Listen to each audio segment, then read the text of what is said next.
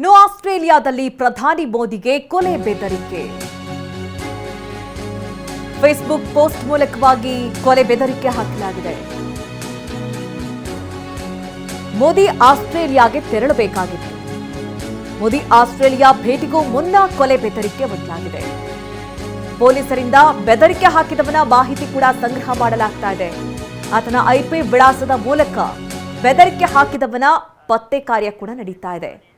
ಪ್ರಧಾನಿ ಮೋದಿ ಅವರು ಆಸ್ಟ್ರೇಲಿಯಾ ಭೇಟಿಗೂ ಮುನ್ನ ಈ ರೀತಿ ಒಂದು ಬೆದರಿಕೆ ಫೇಸ್ಬುಕ್ನಲ್ಲಿ ಪೋಸ್ಟ್ ಹಾಕೋ ಮೂಲಕ ಬೆದರಿಕೆಯನ್ನ ಹಾಕಿರುವುದು.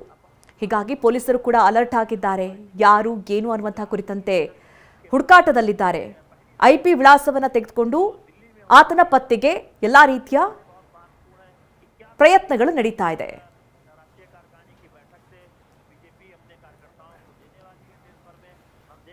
ಜುಲೈ 8ನೇ ತಾರೀಕು ಮೋದಿ ಆಸ್ಟ್ರೇಲಿಯಾ ಹೋಗ್ತಾ ಇದ್ದಾರೆ. ಈ ಸಂದರ್ಭದಲ್ಲೇ ಅವರ ಒಂದು ಪೋಸ್ಟ್ನಲ್ಲಿ ಈ ಥರದ ಕಮೆಂಟ್ಗಳಿದೆ ಅನ್ನೋದು ಗೊತ್ತಾಗ್ತಾ ಇದೆ. ಹಾಗಾಗಿ ಇದನ್ನು ಭಾಳ ಸೀರಿಯಸ್ ಆಗಿ ತೆಗೆದುಕೊಂಡಿದ್ದಾರೆ ಪೊಲೀಸರು ಕೂಡ. ಆತ ಯಾರು ಏನು ಎಲ್ಲಿಂದ ಆತ ಈ ಥರದ ಕಮೆಂಟ್ ಮಾಡಿದ್ದಾನೆ ಇದನ್ನೆಲ್ಲ ಪತ್ತೆ ಹಚ್ಚೋ ಕಾರ್ಯ ಆಗ್ತಾ ಇದೆ.